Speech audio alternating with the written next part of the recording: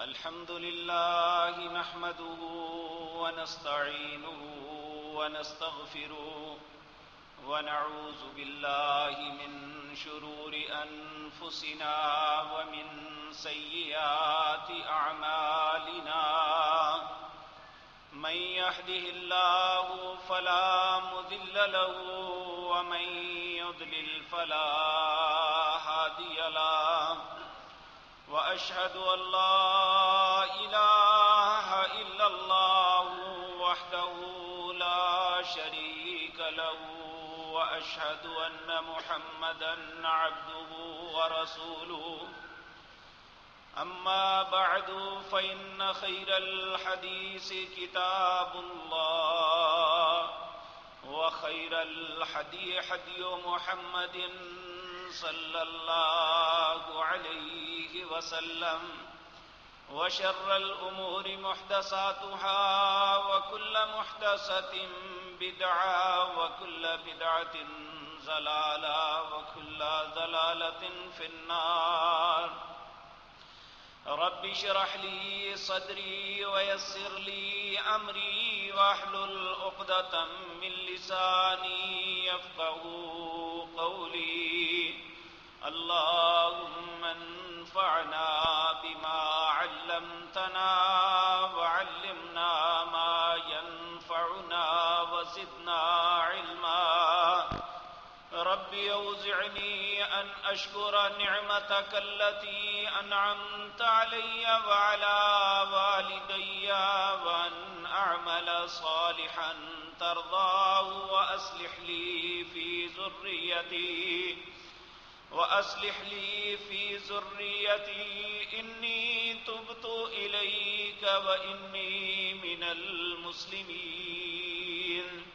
أعوذ بالله السميع العليم من الشيطان الرجيم بسم الله الرحمن الرحيم هو الذي أرسل رسوله بالهدى ودين الحق ليظهره على الدين كله وكفى بالله شهيدا محمد رسول الله والذين معه أشداء على الكفار رحماء بينهم تراهم ركعا سجدا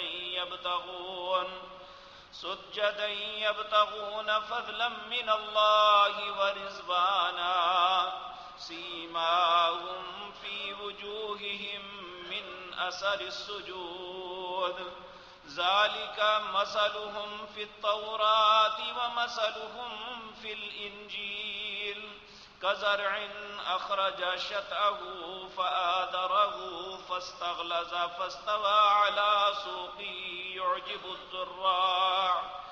يعجب الزراع ليغيظ بهم الكفار وعد الله الذين آمنوا وعملوا الصالحات منهم مغفرة وأجرا عظيما.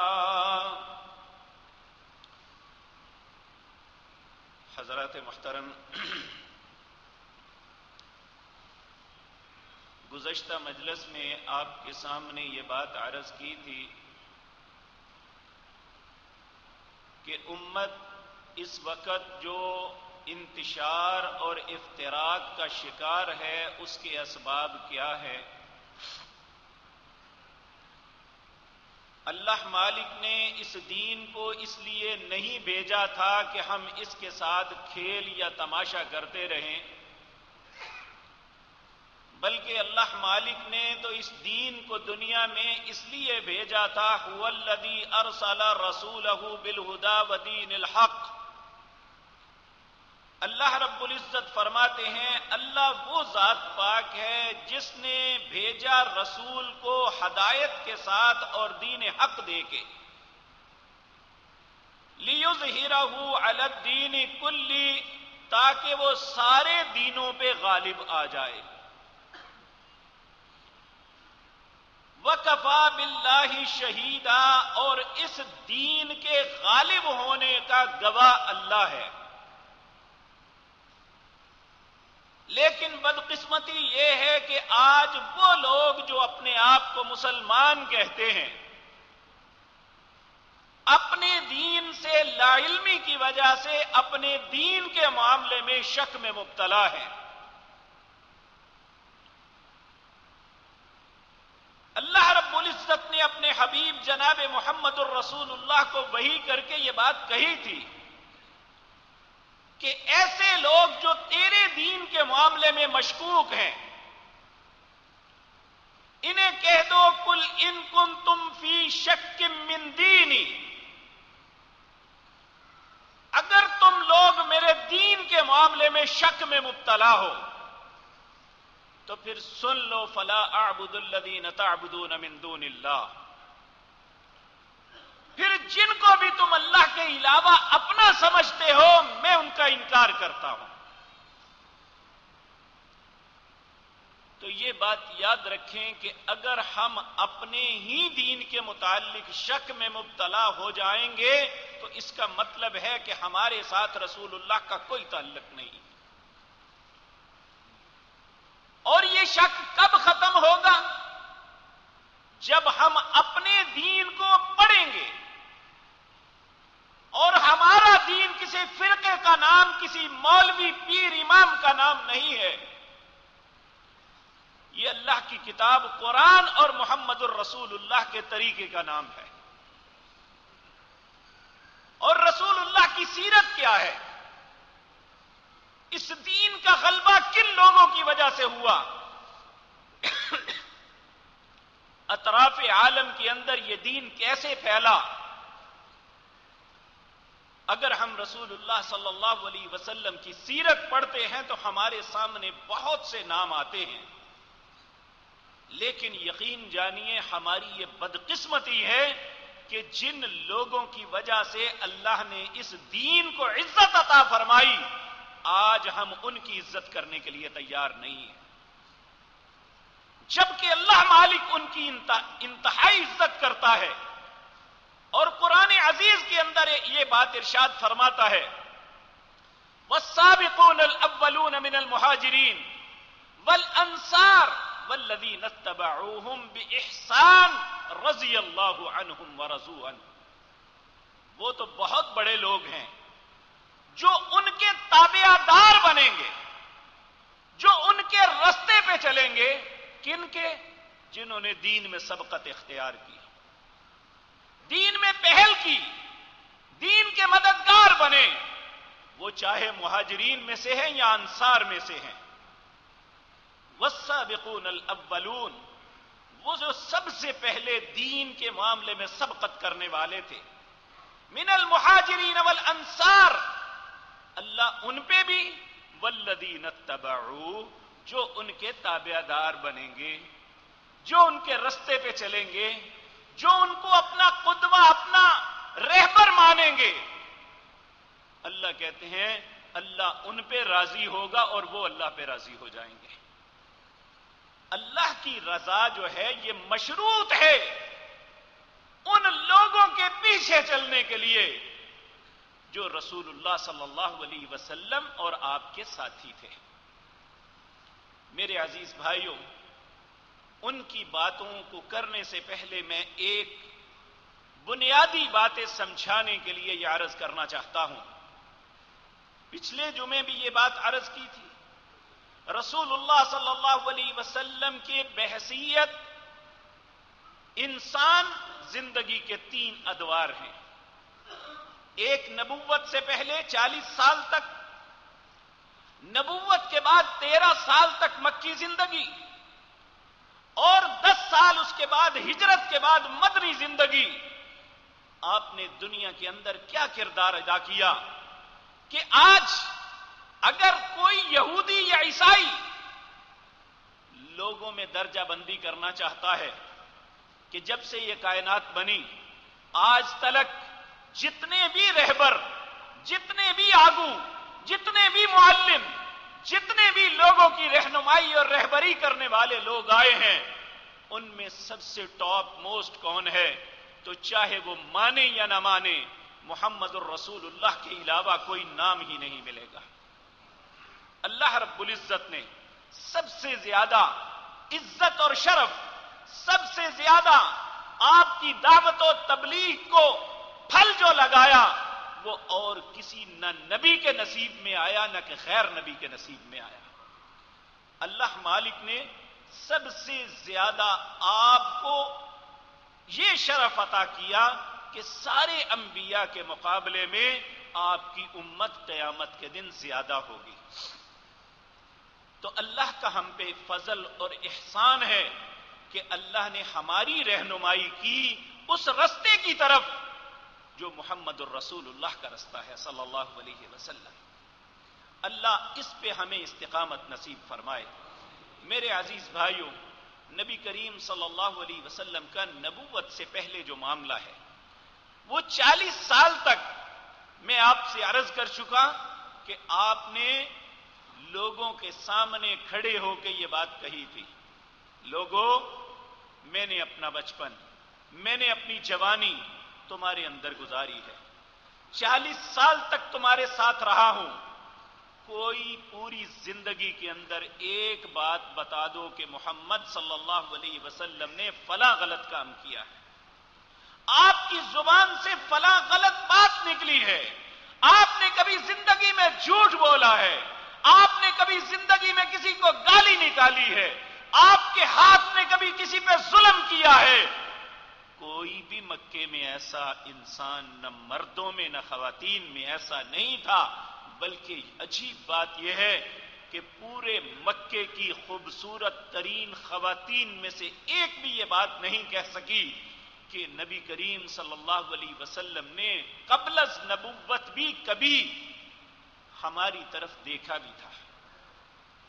آپ اتنے شرم و حیا والے، اتنے کردار والے اور کیوں نہ ہوتے، قیامت تک آپ نے لوگوں کے لیے اسوہ بننا تھا، لوگوں کے سامنے ایک نمونہ پیش کرنا تھا۔ اگر آپ کے اندر ہی نعوذ باللہ کوئی غلطی ہوتی تو آپ کس طرح اسوہ بن سکتے تھے؟ اللہ مالک نے ہر چیز سے، ہر غلط کام سے، ہر غلط سوچ سے، ہر غلط بات سے آپ کی ذات مطہرہ کو محفوظ رکھا۔ میرے عزیز بھائیوں، نبی کریم صلی اللہ علیہ وسلم جب آپ نے عمر مبارک کی 38 بہاریں گزار لی، آپ کی زندگی میں ایک عجیب معاملہ شروع ہو گیا۔ سیرت نگاروں نے لکھا ہے یہ پہلا معاملہ تھا جو رسول اللہ صلی اللہ علیہ وسلم کے ساتھ منفرد ہو رہا تھا۔ وہ یہ تھا کہ آپ کو رات کو خواب آتا اور جب دن چڑھتا تو جو آپ نے خواب میں دیکھا ہوتا من وعن وہی معاملہ اسی طرح ہوتا۔ یہ وحی کی پہلی قسم تھی، لیکن ابھی تک آپ کے سامنے واضح سکیچ موجود نہیں تھا۔ یہ درست ہے کہ 2 سال تک یہ معاملہ ہوا۔ جب یہ معاملہ ہوتا تھا تو پھر آپ کی طبیعت میں ایک اچاٹ پن آ گیا، اپنے معاشرے کو دیکھتے ہوئے یہ اللہ کی طرف سے ایک ایسا معاملہ تھا، آپ کو تیار کرنا تھا ایک عظیم ذمہ داری کے لیے۔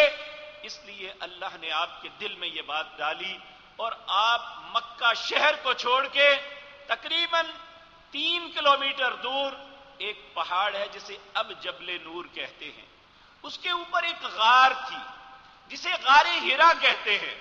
یہ نبی کریم صلی اللہ علیہ وسلم کی دانائی اور عقل مندی کی دلیل ہے۔ پورے مکے کے ارد گرد پہاڑ ہیں، ہر پہاڑ پہ مختلف غاریں ہیں، لیکن غار ہرا واحد ایک غار ہے جس کے اندر بیٹھے ہوں تو سامنے بیت اللہ نظر آتا ہے۔ اور آج بھی اگر بیت اللہ ایک خاص زاویے پہ وہاں بیٹھیں اور ادھر دیکھیں تو سامنے بیت اللہ یعنی 2-2.5 میل دور بھی اس طرح نظر آئے گا جس طرح یہ بالکل سامنے ہے۔ یہ نبی کریم صلی اللہ علیہ وسلم کی چوائس تھی ایک کہ میں یہاں سے چلا بھی جاؤں، ان کے برے اعمال اور حرکات کو دیکھوں بھی نہ، لیکن مجھ سے بیت اللہ بھی دور نہ ہو۔ آپ وہاں الگ تھلگ بیٹھنے لگے۔ وہاں اعتکاف کا مطلب ہوتا ہے کہ دنیا کے معاملات کو چھوڑ کے الگ تھلگ ہو جانا، لیکن آپ کے لیے عبادات کا سکیچ ابھی نہیں تھا۔ جو طریقہ کار عام رائج تھا اسی کے مطابق. لیکن یہ بات ایک حقیقت ہے کہ آپ نے اللہ کی ذات کے علاوہ کبھی کسی کو نہیں پکارا تھا, کبھی کسی بت کے سامنے سجدہ نہیں کیا تھا, کبھی اس کے لیے اس سے مدد نہیں مانگی تھی. اسی طرح یہ وقت گزرتا رہا تو میرے عزیز بھائیوں, نبی کریم صلی اللہ علیہ وسلم قمری اعتبار سے 40 سال 4 ماہ کے ہوئے. ائمہ سیر کے 3 اقوال ہیں. ایک یہ کہ پہلی وحی آپ پہ نازل ہوئی محرم کے اندر, ایک قول یہ ہے کہ آپ پہ پہلی وحی آئی ربیع الاول کے اندر. لیکن صحیح بات جس پہ ائمہ سیر بہت سے اتفاق کرتے ہیں وہ یہ ہے کہ آپ پہ رمضان کے اندر وحی نازل ہوئی, کیونکہ اللہ نے کہا شہر رمضان الذی انزل فیہ القرآن. جب آپ پہ پہلی وحی آئی یہ رمضان کی 21 تاریخ تھی, 21ویں رات تھی, یعنی 21واں دن آنا تھا. اس سے پہلے جو 21ویں رات تھی, اس رات آپ کے ساتھ یہ عجیب معاملہ ہوا.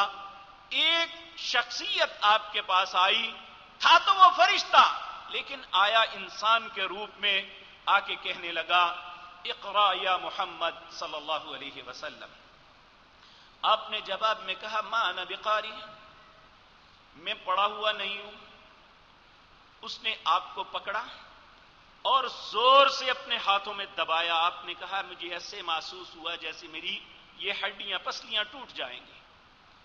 چھوڑا, پھر کہنے لگا اقرا, پڑھو. آپ نے پھر جواب دیا ما انا بقاری, میں پڑھا ہوا نہیں ہوں. تیسری مرتبہ پھر ایسا ہوا تو اللہ نے آپ کے سینے کو کھول دیا. 5 آیات اس نے پڑھائی. اقرا بسم ربک الذی خلق, خلق الانسان من علق, اقرا وربک الاکرم الذی علم بالقلم, علم الانسان ما لم يعلم. اقرا, پڑھیے اپنے رب کے نام کے ساتھ, بسم ربک الذی خلق, اپنے رب کے نام کے ساتھ جس نے آپ کو پیدا کیا ہے.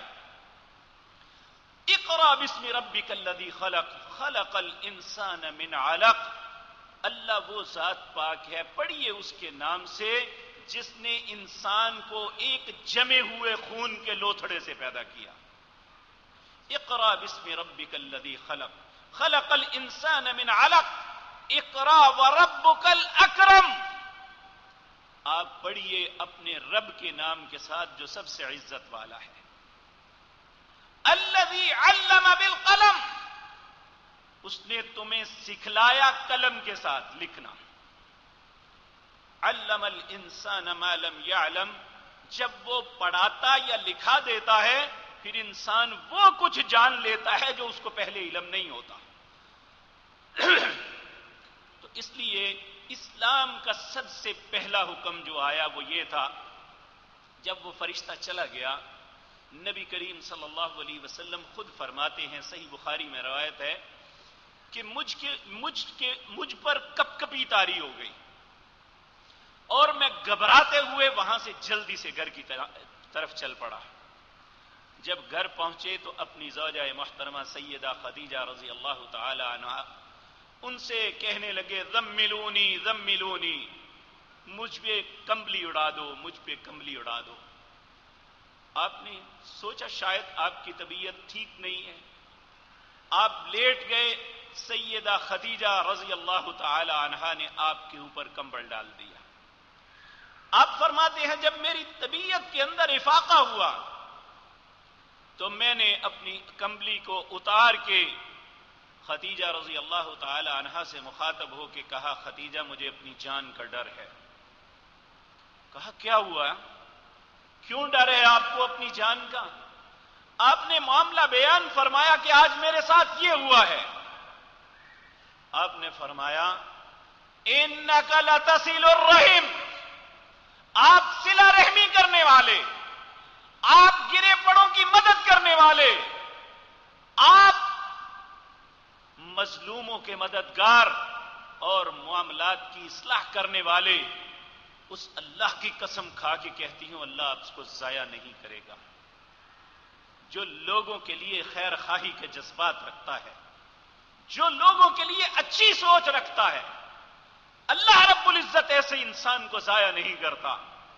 آپ نے کہا کوئی بات نہیں، میں اپنے چچا کے بھائی، چچا زاد بھائی ورقہ بن نوفل، یہ ایک انتہائی بزرگ شخص تھے اور انہوں نے عیسائی مذہب کو قبول کیا ہوا تھا، عبرانی زبان جانتے تھے اور اللہ کی توفیق سے جو بھی انجیل لکھا کرتے تھے. حضرت خدیجہ رضی اللہ تعالی عنہا نبی کریم صلی اللہ علیہ وسلم کو ساتھ لیا، ورقہ بن نوفل کے پاس گئے اور وہاں جا کے ورقہ بن نوفل کو ساری بات سنائی. کہا کہ اپنے بھتیجے کی بات سنیں. یہ نبی کریم صلی اللہ علیہ وسلم اگر رشتہ داری کے اعتبار سے دیکھا جائے تو خدیجہ رضی اللہ تعالی عنہ ان کے چچا کی بیٹی تھی اور نبی کریم صلی اللہ علیہ وسلم رشتے میں بھتیجے لگتے تھے. کہا اپنے بھتیجے کی بات سنو. نبی کریم نے جو واقعہ ہوا وہ بیان کیا. وہ ایک دم وجد میں آ گیا، کہنے لگے اے محمد صلی اللہ علیہ وسلم، یہ وہی ناموس ہے، وہ ناموس اعظم ہے جو موسیٰ علیہ السلام پر اترتا ہے.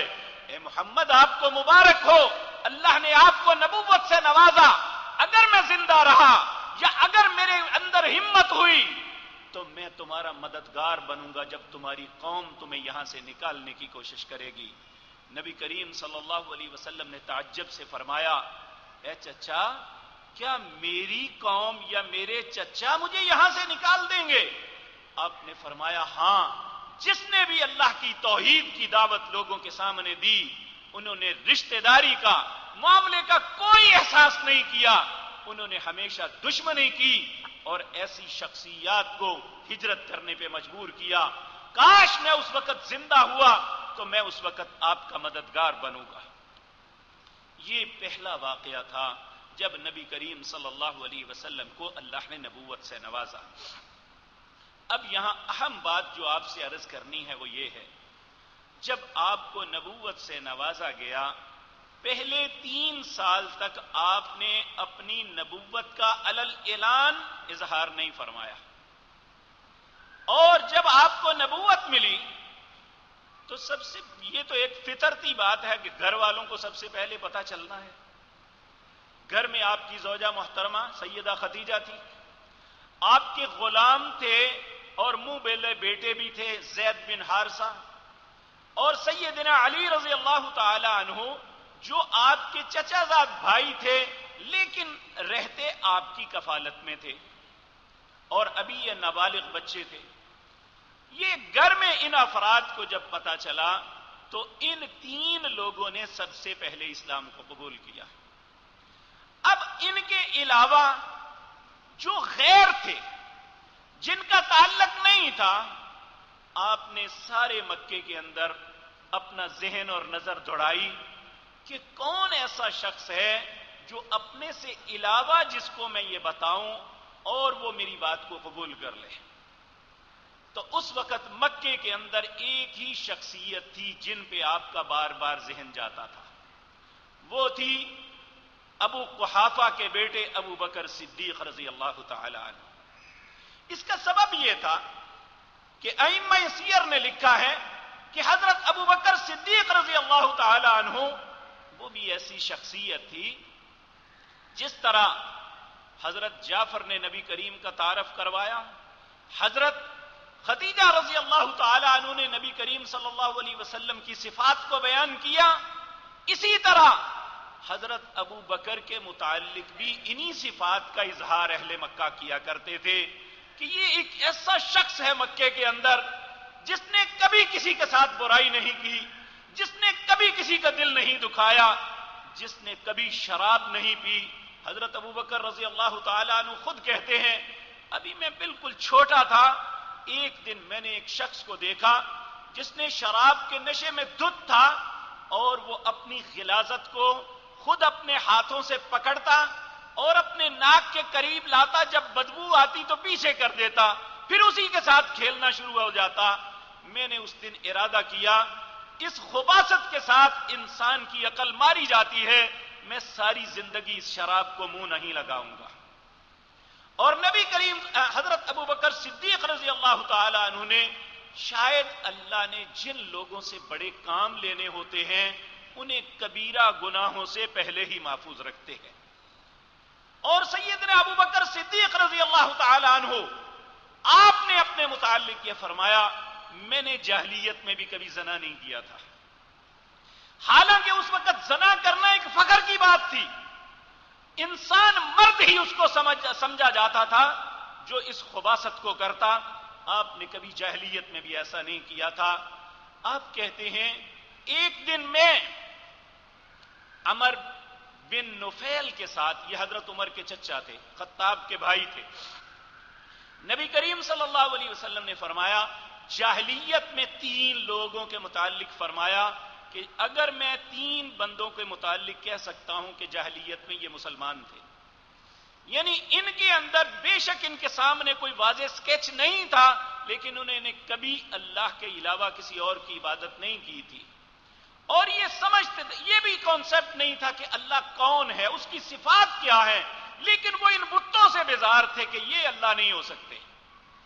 حضرت ابو بکر رضی اللہ تعالیٰ عنہ کہتے ہیں میرے ساتھ بھی بچپن میں ایک دن میرے بابا ابو قحافہ جو ہیں مجھے ساتھ لے کے صنم خانے میں گئے. وہاں مجھے اکیلا چھوڑ دیا اور کہا دیکھو کیا کرتے ہیں. کہتے ہیں میں جو وہاں بت تھے ان کے پاس جا کے کہا مجھے بھوک لگی ہے، کچھ کھانے کے لیے دو. کہنے لگے، مجھے کوئی جواب نہ دیا. میں نے پھر ایک کو کہا میں نے کپڑے چاہیے، مجھے کپڑے دو. اس نے بھی مجھے کوئی جواب نہ دیا. پھر کہنے لگے میں اپنے ذہن میں سوچا جو نہ مجھے کھانے کے لیے دے سکتا ہے نہ مجھے پہننے کے لیے دے سکتا ہے، میرا خدا کیسے ہو سکتا ہے.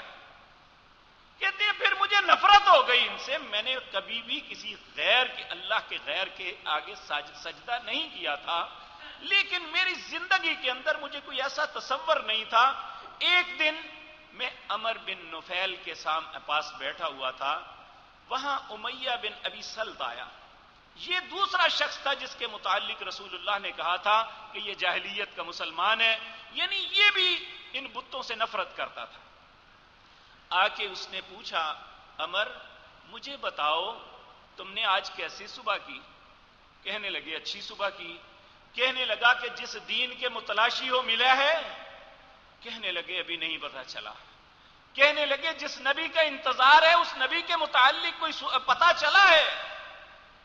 حضرت ابو بکر کہتے ہیں اس سے پہلے میرے ذہن میں کبھی یہ سوچ بھی نہیں آئی تھی کہ کوئی نبی بھی آ سکتا ہے.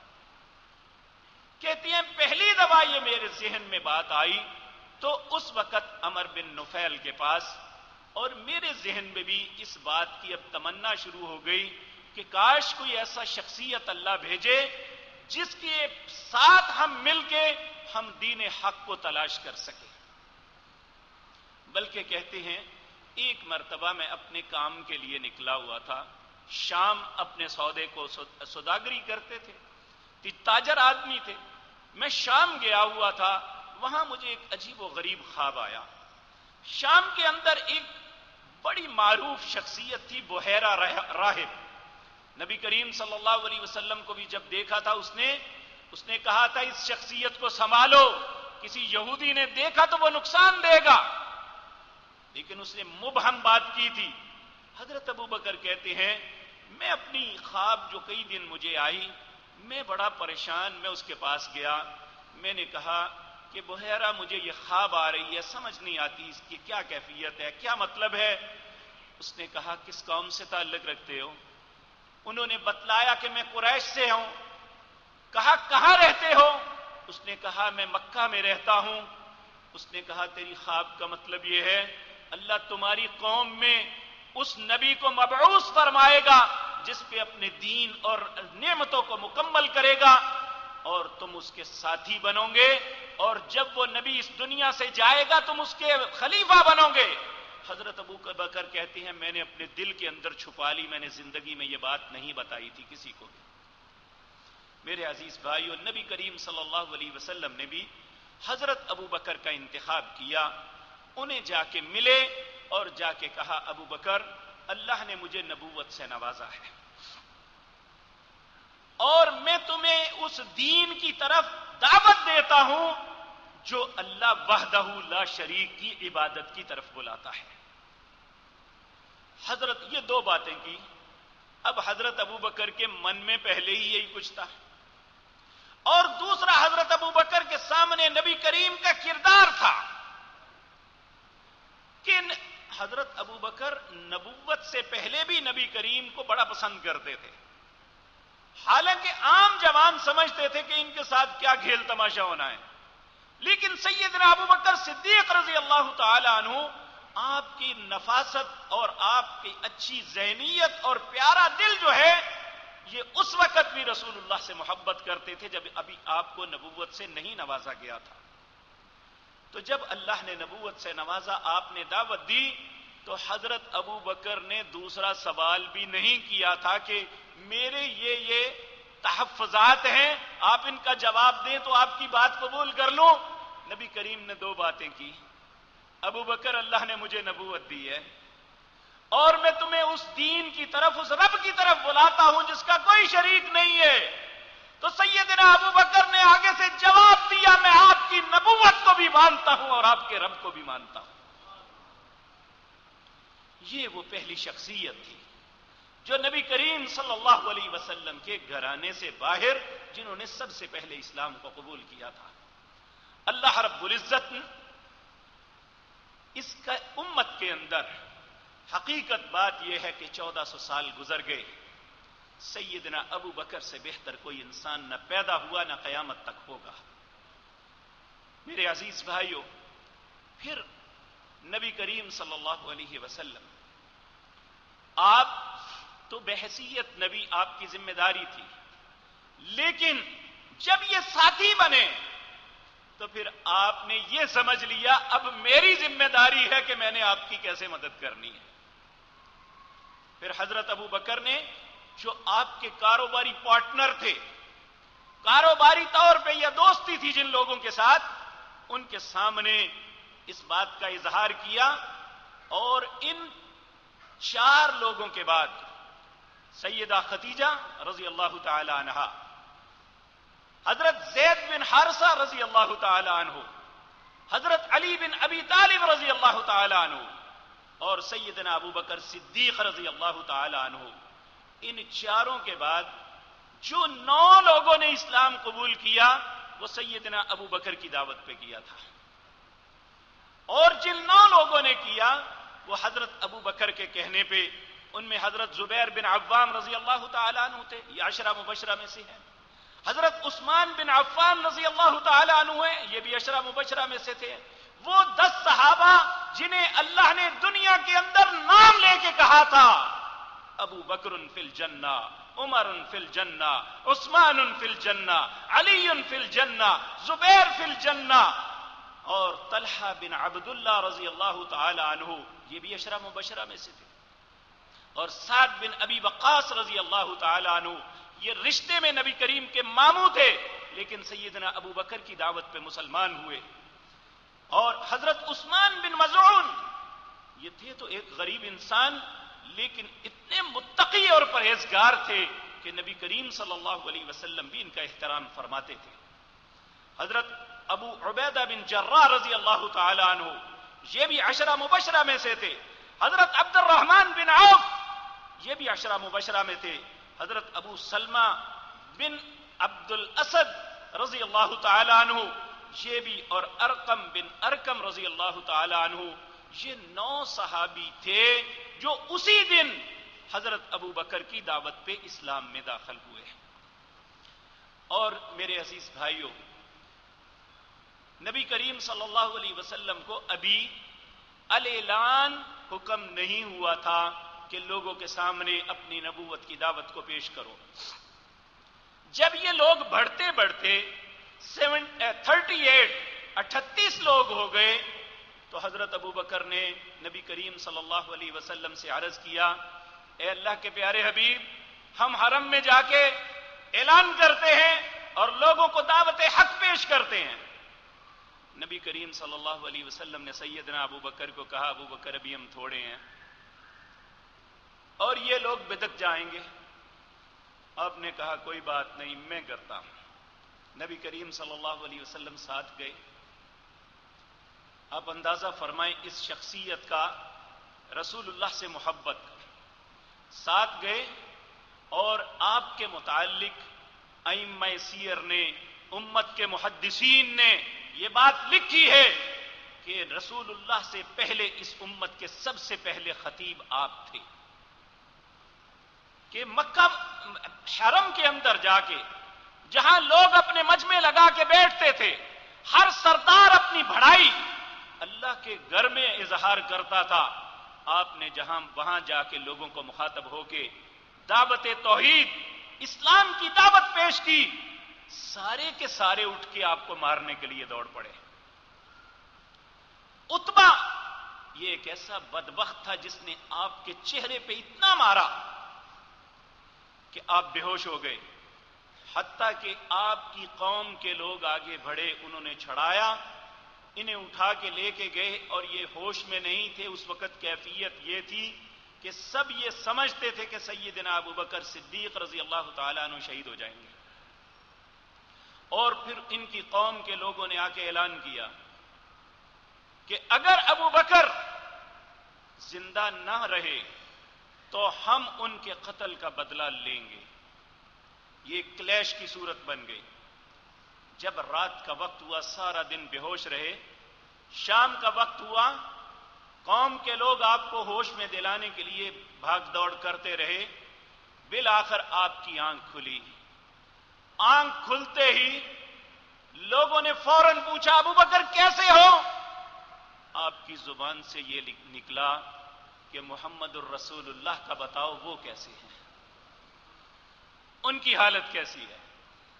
قوم کے لوگوں کو بڑا دکھ ہوا کہ اپنی کیفیت بیان نہیں کی اور نبی کریم کے متعلق سوال الٹا کر دیا ہے، بلکہ وہ ناراض ہو کے اٹھ کے چلے گئے۔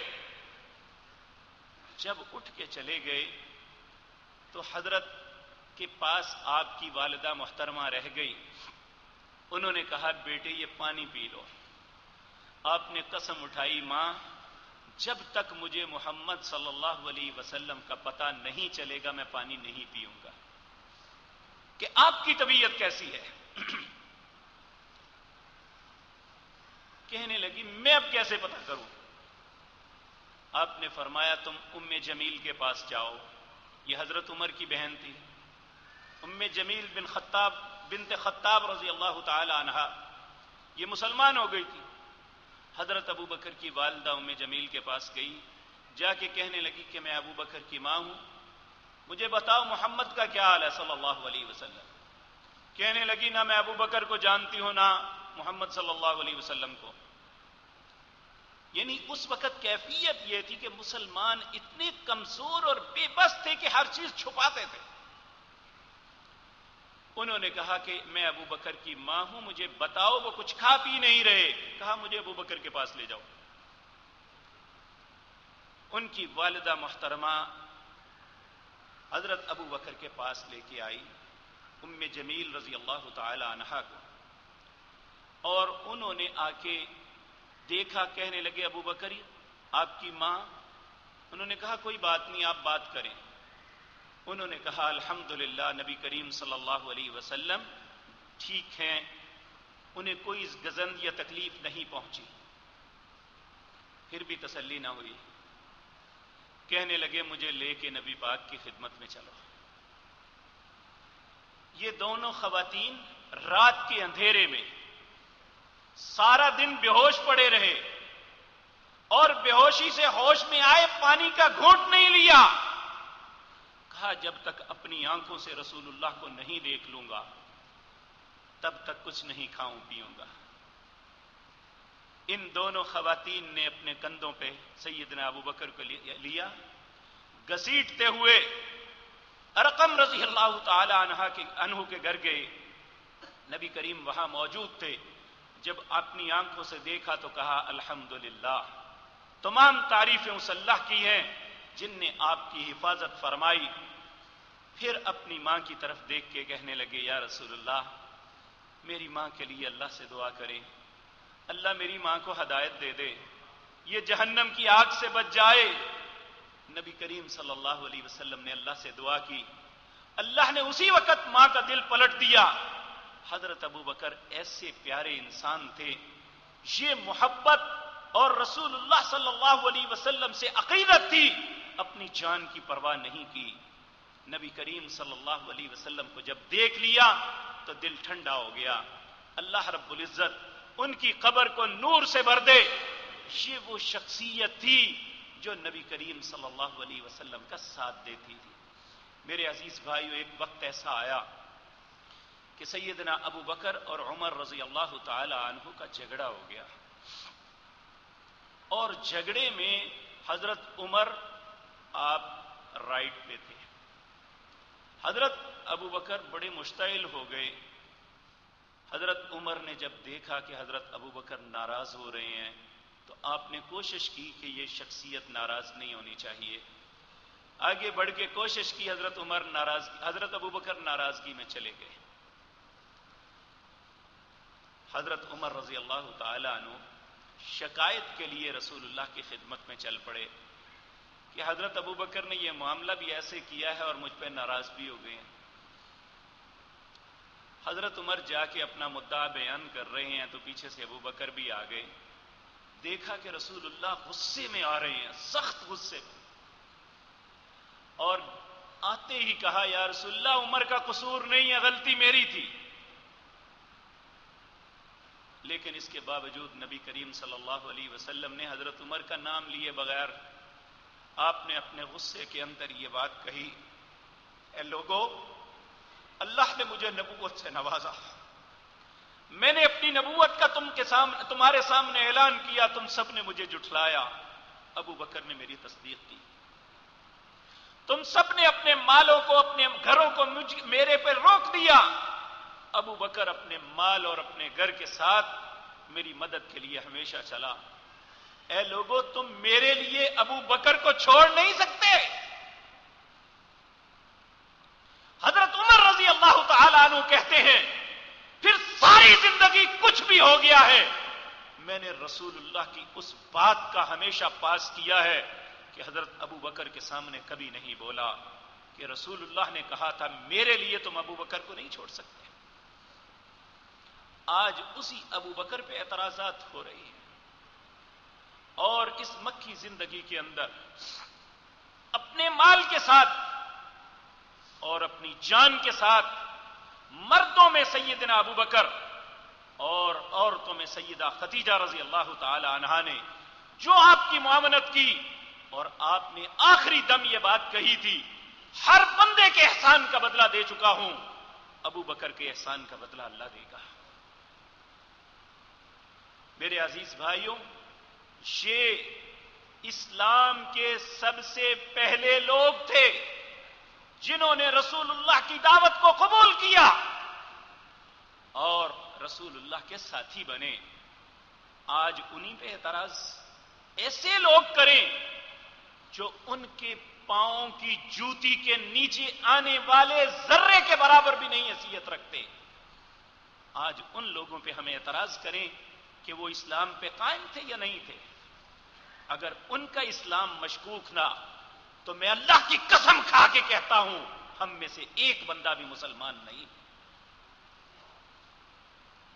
تو میرے عزیز بھائیو، اسی طرح دوسرے ساتھی ہیں، اللہ نے زندگی اور توفیق دی تو ان کے متعلق بھی عرض کروں گا، وہ کس طرح اسلام میں آئے، کس طرح اسلام کے مددگار بنے۔ اللہ رب العزت سے دعا ہے اللہ ہمیں بھی ان کے نقش قدم پہ چلنے کی توفیق عطا فرمائے۔ اقول قولی ھذا واستغفر اللہ۔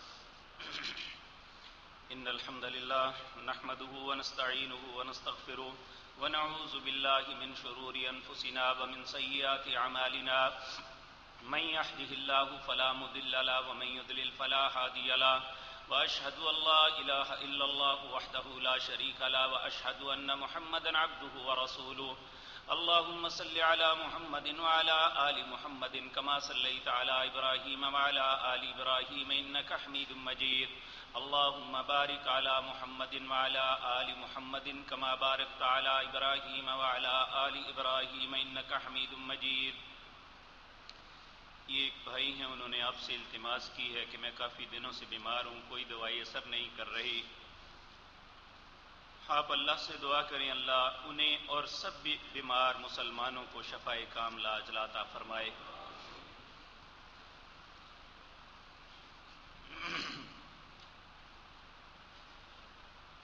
ایک بھائی نے کہا کہ میرا نام ناصر ہے، میں اسی مسجد کا نمازی ہوں۔ چند جمعوں پہلے میں نے اپنی بیمار والدہ جو لاہور ڈاکٹر اسپتال میں زیر علاج تھی ان کی صحت یابی کے لیے دعا کی درخواست کی تھی۔ اللہ کا فضل و کرم ہے وہ ٹھیک ہو گئی ہیں، لیکن ابھی وہ بالکل درست نہیں ہے۔ اللہ مالک انہیں اور ہر ماں کو صحت کاملہ عاجلہ عطا فرمائے اور رحم فرمائے۔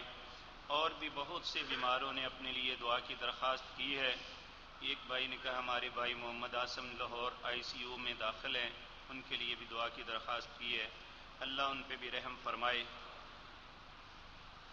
ایک بھائی نے کہا ہے آپ خصوصی دعا کریں پاکستان کی، اللہ تعالیٰ حفاظت کرے اور پاک فوج کی بھی حفاظت کرے۔ انشاءاللہ اللہ اس ملک کی حفاظت فرمائیں گے اور ہماری فوج کی بھی مدد کریں گے۔ دیکھیں ہمیشہ اللہ، کوئی بھی دور ایسا نہیں ہوا جب اللہ سے مدد مانگی جائے اللہ نہ مدد کرے۔ جب انسان اپنی ذات پہ بھروسہ کر لیتا ہے نا کہ میں بڑا ہوں، تو اس وقت پھر اللہ اپنے ہاتھ کو اٹھا لیتے ہیں۔ آپ دیکھیں نبی کریم صلی اللہ علیہ وسلم سے بہتر اور آپ کے ساتھیوں سے بہتر دنیا میں کوئی بھی انسان نہیں۔ جب حنین کی جنگ میں ذہن میں یہ ذم آ گیا کہ جب ہم تھوڑے تھے تو ہم یہ کچھ کر لیتے تھے، آج تو بہت ہیں، تو اس وقت پھر جو کیفیت بنی تھی اس کا تذکرہ اللہ قرآن میں کرتا ہے، لَقَدْ نَصَرَكُمُ اللَّهُ فِي مَوَاطِنَ كَثِيرٍ وَيَوْمَ حُنَيْنٍ إِذْ أَعْجَبَتْكُمْ كَثْرَتُكُمْ فَلَمْ تُغْنِ عَنْكُمْ شَيْئًا وَضَاقَتْ عَلَيْكُمُ الْأَرْضُ بِمَا رَحُبَتْ ثُمَّ وَلَّيْتُمْ مُدْبِرِينَ۔ اللہ نے ہر میدان میں آپ کی مدد فرمائی، لیکن حنین کے دن آپ کے دل میں یہ آ گیا کہ ہم بہت زیادہ ہیں اور تمہارا بہت زیادہ ہونا تمہارے کسی کام نہیں آیا، اور تم اس وقت پیٹھ پھیر کے بھاگ رہے تھے۔ ثم انزل اللہ سکینتہ علی رسولہ وعلی المؤمنین، پھر اللہ نے اپنی سکینت اپنے نبی اور ایمانداروں پہ نازل کی اور ایسے لشکر اتارے جنہیں تم دیکھ نہیں سکتے تھے۔ اللہ ہمیشہ اہل اسلام اور مسلمانوں کی جو فوجیں ہیں ان کی مدد کرتا ہے جب وہ مدد مانگیں۔ ہمیشہ مسلمانوں کو شکست اس وقت ہوتی ہے جب غدار ہوں اوپر، اور الحمدللہ آج ایک ایسے وقت میں ہیں فوجی قیادت کے اندر اور دوسری قیادت میں غدار نہیں ہے کوئی۔ ان سے 100 اختلاف ہو سکتا ہے، ہزاروں اختلاف ہو سکتے ہیں، لیکن انشاءاللہ ان میں کوئی بھی ایسا نہیں ہے جو ملک کے ساتھ غداری کرے گا۔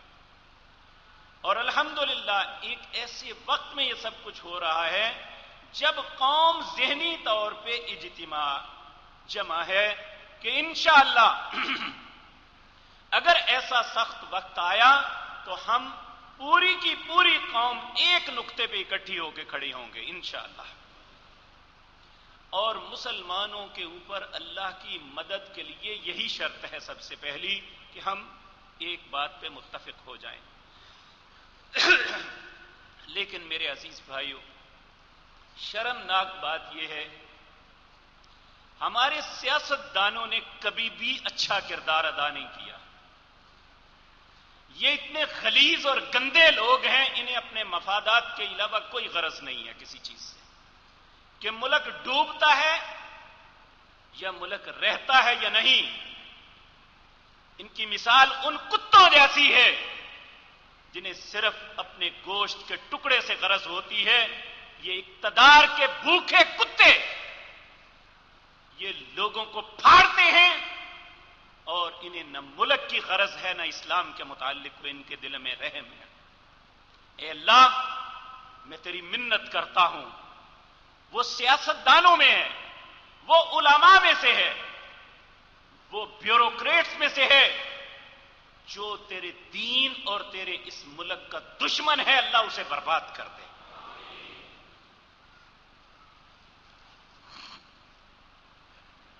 بیٹے نے کہا ہے کہ ہمارا رزلٹ آ رہا ہے، اللہ سے دعا کریں اللہ ہر بچے بیٹی کو جو کسی بھی امتحان میں ہیں اللہ سب کو کامیابیاں نصیب فرمائے۔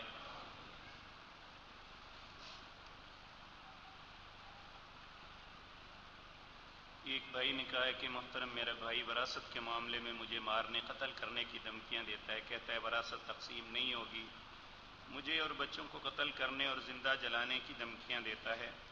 میرے بھائی ایک بات ذہن میں رکھیں، وراثت کے معاملے میں اگر کوئی شخص اپنے ساتھی وارث کو قتل کرتا ہے تو وہ قاتل جو ہے وراثت کے حق سے محروم ہو جاتا ہے، اسلام اسے وراثت کے حق سے محروم کر دیتا ہے، لیکن بدقسمتی سے ہمارے ملک میں یہ قانون نہیں ہے۔ اسلام کا قانون یہ ہے کہ وراثت کے لیے کوئی اپنے بہن یا بھائی کو قتل کرتا ہے تو قاتل جو ہے وہ اس وراثت سے محروم ہو جاتا ہے جس کے لیے اس نے مارا ہے۔ اور دوسری بات یہ بات یاد رکھیں کہ اگر کوئی شخص قتل کر کے ایسا کر بھی لے، اسے یہ سب کچھ مل بھی جائے، پھر بھی وَمَن يَقْتُلْ مُؤْمِنًا مُتَعَمِّدًا فَجَزَاؤُهُ جَهَنَّمُ خَالِدًا فِيهَا وَغَضِبَ اللَّهُ عَلَيْهِ وَلَعَنَهُ وَأَعَدَّ لَهُ عَذَابًا عَظِيمًا۔ مقتول تو چند لمحے تڑپ کے چلا گیا، ممکن ہے وہ مقتول ہونے کی وجہ سے بہت سی غلطیاں اس سے درگزر کر دی جائیں، اللہ اس مظلومیت کی وجہ سے اسے معاف فرما دے، لیکن جو قاتل ہوتا ہے 5 قسم کے عذابوں میں مبتلا ہوگا۔ سب سے پہلا فجزاؤہ جہنم، اس کی جزا جہنم ہے۔ دوسرا خالدن فیہا، ہمیشہ جہنم میں رہے گا۔ نمبر 3 وغضب اللہ، اس پہ اللہ کا غضب نازل ہوگا۔ چوتھا وَلَعَنَهُ، اس پہ اللہ کی لعنتیں برسیں گی۔ وَأَعَدَّ لَهُ عَذَابًا عَظِيمًا، اللہ کے عظیم عذابوں میں وہ مبتلا رہے گا، اور یہ ایسے عذاب ہوں گے جو کبھی ختم نہیں ہوں گے۔ اللہ ہمیں سمجھ نصیب فرمائے۔ مارنا بڑا آسان ہے، اس کا نتیجہ جو نکلے گا انسان اس کا تصور بھی نہیں کر سکتا۔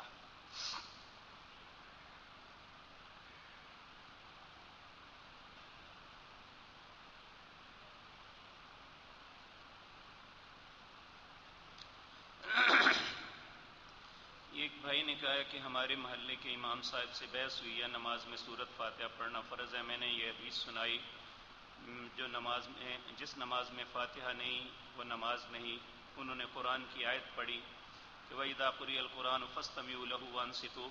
میرے عزیز بھائی یہ بات یاد رکھیں، نماز با جماعت جو فرض ہوئی تھی یہ مدینہ منورہ میں ہوئی تھی، یہ آیت مکے میں اتری تھی، اور یہ ایک کفار کے رد عمل کی وجہ سے اتری تھی۔ وقال الذین کفروا لا تسمعوا لهذا القرآن والغوا فیہ، کافروں نے کہا جب یہ محمد صلی اللہ علیہ وسلم قرآن پڑھیں تو تم شور کیا کرو۔ اس کے مقابلے میں اللہ نے یہ آیت اتاری تھی وَإِذَا قُرِئَ الْقُرْآنُ فَاسْتَمِعُوا لَهُ وَأَنصِتُوا لَعَلَّكُمْ تُرْحَمُونَ، جب تمہارے سامنے قرآن پڑھا جائے تو خاموشی سے سنو تاکہ تم پہ رحم کیا جائے۔ اور ائمہ احناف یہ بات لکھتے ہیں کہ جو شخص اس آیت کو نماز سورۃ فاتحہ پہ لگاتا ہے وہ علمی خیانت کرتا ہے اور بددیانتی کا مرتکب ہو رہا ہے۔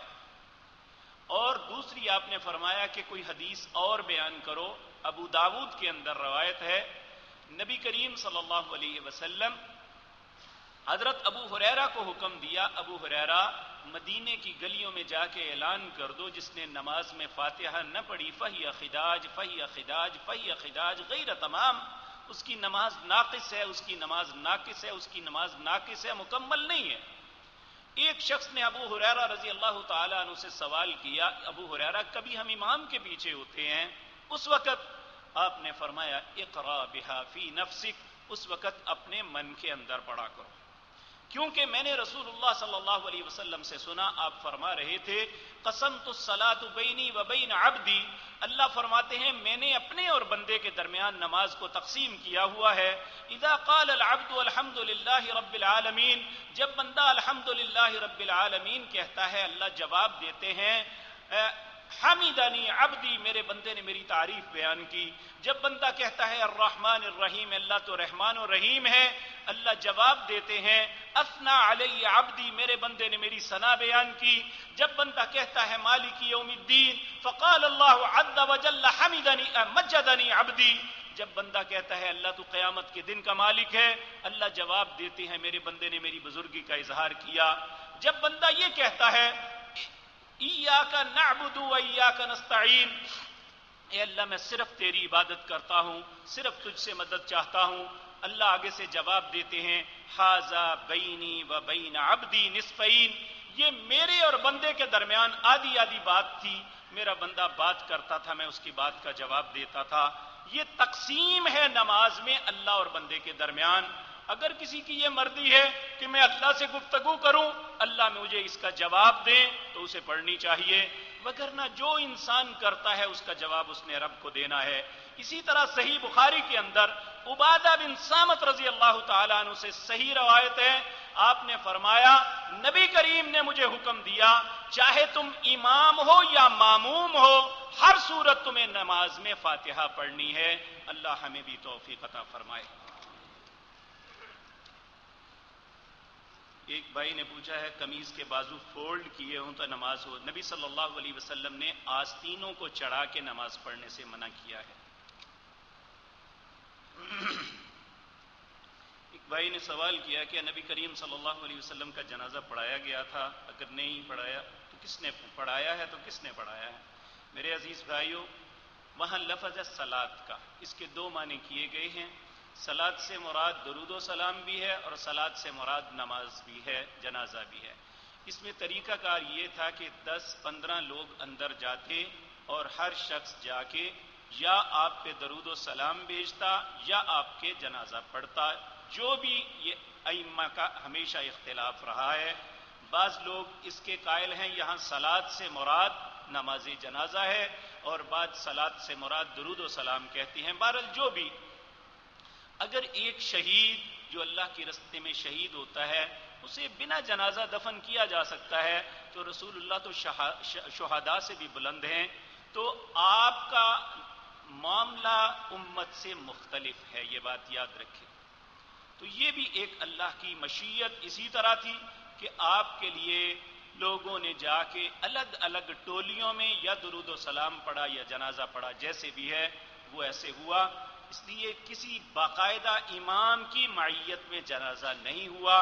جو لوگ اس حدیث سے غلط مطلب یہ لیتے ہیں چونکہ آپ کا جنازہ نہیں ہوا اس لیے آپ ہماری طرح زندہ ہیں، یہ قابل غور بات ہے۔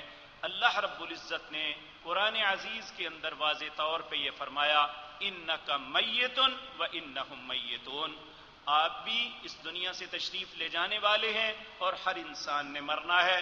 اسی طرح اللہ نے آپ کو کہا ما کان لبشر من قبلک الخلد افئن مت فهم الخالدون، دنیا میں ہم نے کسی انسان کو ہمیشگی نہیں دی، اگر ہمیشگی ہوتی تو صرف آپ کو ہوتی، اگر آپ نے اس دنیا سے تشریف لے جانا ہے تو دوسرے کسی کو میں کیسے رکھ سکتا ہوں؟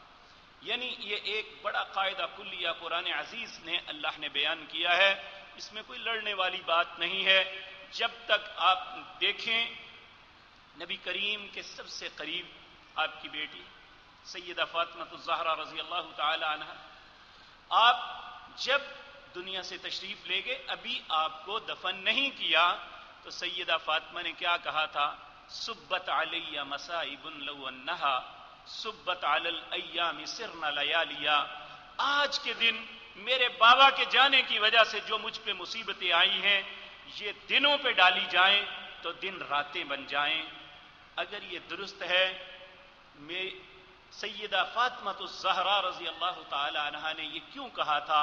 اگر وہ ہمارے پاس آتے اور جاتے ہیں تو اپنی بیٹی کے پاس کیوں نہ آئے، یا آپ کے ساتھ یہ معاملہ کیوں نہ ہوا؟ ہمیں یاد رکھیں اللہ کی ذات اور اس کے رسول کے متعلق بات کرتے ہوئے 100 مرتبہ سوچ لینا چاہیے، کہیں ایسی بات زبان سے نہ نکالیں جو اللہ کی ذات پہ بہتان ہو یا رسول اللہ کی ذات پہ بہتان ہو، یاد رکھیں ہر بات بخشی جائے گی، اللہ اور اس پہ رسول پہ بہتان لگایا نہیں بخشا جائے گا۔ اللہ ہم سب کو محفوظ فرمائے۔ میرے کئی بھائیوں نے کہا ہے کہ حالات بہت سخت ہیں اور ہماری جو سرحدیں ہیں اس وقت گرم ہیں۔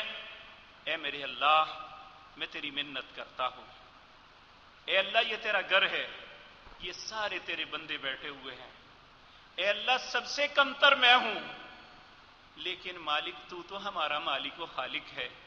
اے اللہ ہماری مدد فرمانا، اے اللہ اس ملک کی مدد فرمانا، اے اللہ ہماری فورسز کی مدد فرما، اے اللہ اس ملک میں جو بھی افراتفری پیدا کرنے کی کوشش کر رہے ہیں، اے اللہ انہیں نابود کر دے، اے اللہ جو اس ملک کو مٹانا چاہتے ہیں انہیں برباد کر دے۔ اللہم انصر الاسلام والمسلمین، اللہم اعز الاسلام والمسلمین واذل الشرک والمشرکین، اللہم اہلک الحنود والیہود، اللہم اہلک الحنود والیہود، اللہم شتت شملہم، اللہم مزق جمعہم، اللہم دمر دیارہم، اللہم زلزل اقدامہم وانزل بہم باسک الذی لا تردہ عن القوم المجرمین۔ یا رب الارباب، یا رب الارباب، یا ملک الملوک، اللہم خذہم اخذ عزیز مقتدر، اللہم خذہم اخذ عزیز مقتدر، یا قوی یا عزیز یا رب العالمین۔ اللہم انصر المظلومین فی کشمیر، اللہم انصر المظلومین فی سوریا، اللہم انصر المظلومین فی فلسطین، اللہم اہلک الحنود والیہود، اللہم اہلک الحنود والیہود۔ سبحان ربک رب العزت عما یصفون وسلام علی المرسلین والحمد